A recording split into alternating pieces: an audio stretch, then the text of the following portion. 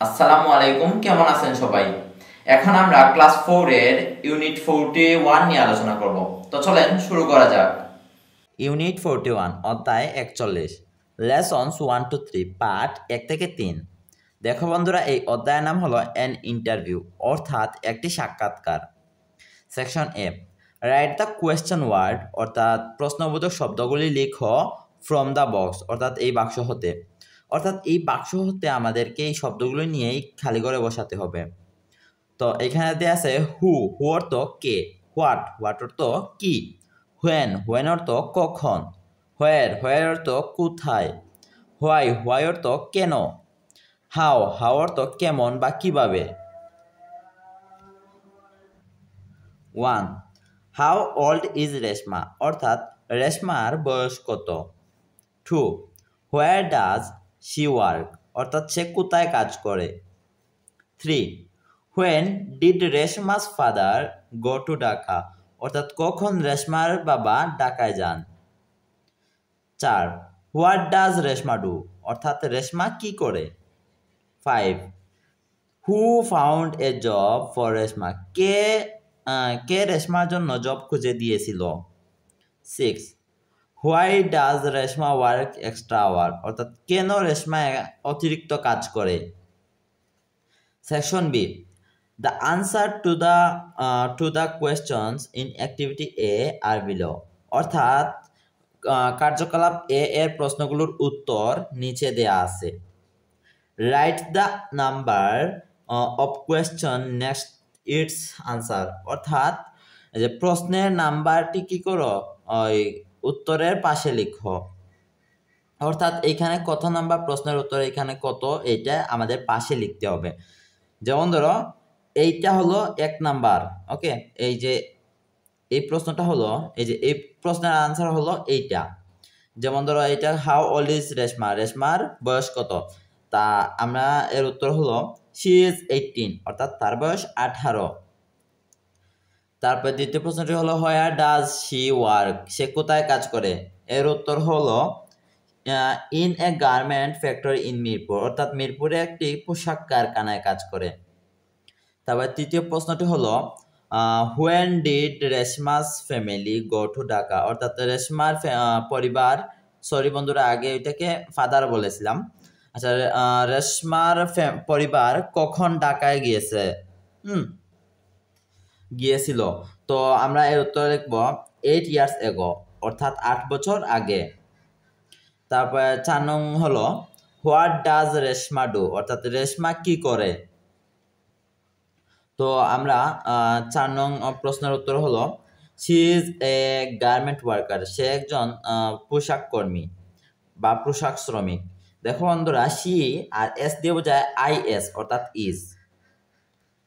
তারপর প্রশ্নটি হলো who found a job for Reshma কে রেশমার জন্য একটি চাকরি খুঁজে দিয়েছিলেন, তো এটার তো হলো হার আঙ্কেল মানে তার চাচা।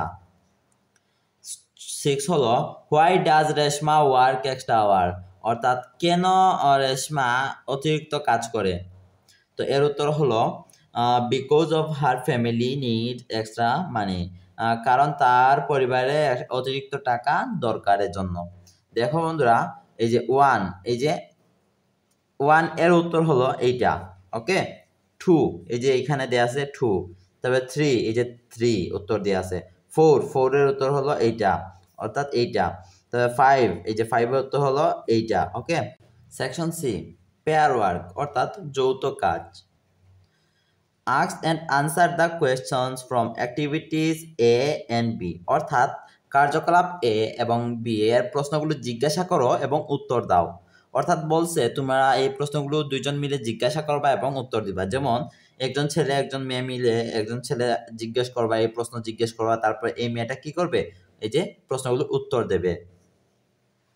তারপরে section A, complete the dialogue between a reporter and a garment worker অর্থাৎ এই যে কমপ্লিট দ্য ডায়লগ অর্থাৎ সংলাপটি সম্পন্ন করো between a reporter and a garment worker মানে একজন সাংবাদিক এবং একজন পোশাক শ্রমিকের মধ্যে। রিপোর্টার হোয়াটস ইয়োর নেম, দেখো বন্ধুরা অলরেডি কিন্তু ভাইয়া এগুলা ফিল আপ করে রাখছি। হোয়াটস ইয়োর নেম, তোমার নাম কি? তখন তোমা বলছে আই এম তোমা, আমি তোমা। সাংবাদিক বলছে হাউ ওল্ড আর ইউ, মানে তোমার বয়স কত? তখন তোমা বলছে আই এম 19 ইয়ার্স ওল্ড, আমার বয়স 19 বছর। রিপোর্টার বলছে হোয়ার আর ইউ ফ্রম, মানে তুমি কোথা থেকে এসেছো? তোমা বলছে আই এম ফ্রম পাবনা, আমি পাবনা থেকে এসেছি। তারপর রিপোর্টার বলছে হোয়ার ডু ইউ লিভ, মানে তুমি লিভ নাও, মানে তুমি এখন কোথায় বাস করো? তো তোমা বলছে আই লিভ ইন ঢাকা, আমি ঢাকায় বাস করি। এরপরে সাংবাদিক বলছে how how much money do you make, মানে তুমি কত টাকা উপার্জন করো? তখন তোমা বলছে আই মেক 8,000 টাকা পার মান্থ, আমি প্রত্যেক মাসে 8,000 টাকা ইনকাম করি। Section B, write a paragraph, অর্থাৎ একটি অনুচ্ছেদ লেখো about one of occupation in the pictures, অর্থাৎ যে কোনো একটা এই যে পেশা হতে, মানে যে কোনো একটা পেশা দিয়ে তোমরা কি করবা, একটা অনুচ্ছেদ লেখার জন্য বলতেছে। Or another occupation that you no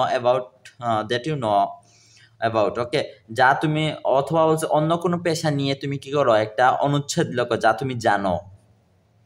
use the questions in activity A help you, to help you, অর্থাৎ তোমার অ্যাক্টিভিটি কার্যকলাপ এ তোমাকে সাহায্য করবে। অর্থাৎ এরকম একটা এই যে কার্যকলাপ এ, এইটা তোমাকে সাহায্য করবে, এইটার সাহায্য নিয়ে তোমরা কি করবা, একটা অন্য পেশা সম্বন্ধে প্যারাগ্রাফ লিখবা। Right your paragraph in your exercise বুক, অর্থাৎ তোমার অনুচ্ছেদটি তোমার খাতায় লিখো। তো বন্ধুরা আজকে এ পর্যন্তই। যদি ভিডিওটি ভালো লাগে তাহলে অবশ্যই একটা লাইক দিয়ে দিবা। পরবর্তী সকল ভিডিও পাওয়ার জন্য এখনই সাবস্ক্রাইব করে ফেলো। আল্লাহ হাফেজ।